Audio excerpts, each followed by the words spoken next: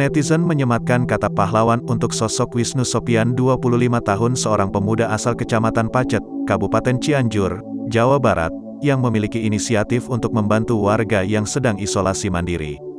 Dimulai dari inisiatif untuk memberikan bantuan di Twitter, apa yang dilakukan oleh Wisnu kemudian menjadi viral. Barang yang dikirim olehnya untuk warga yang isolasi mandiri beragam mulai dari makanan, vitamin, susu, hingga popok bayi. Semua ia lakukan tanpa pamrih. 3 hari pertama Sopyan memakai uang sendiri, tapi dirinya puas bisa membantu. Kendala yang dialami adalah jarak. Terkadang ia harus menempuh sampai 40 km dari rumahnya. Viralnya unggahan Wisnu, sejumlah netizen pun mulai melakukan donasi. Ditemui Kamis, tanggal 5 Agustus tahun 2021, setelah mengantar paket keperluan warga yang isoman di kawasan Cangklek, Panembong, Wisnu mengatakan ia tak menyangka akan viral dan diliput oleh berbagai media baik di dalam negeri maupun di kawasan Asia dan Timur Tengah. Enggak menyangka bakalan seperti ini, Kang.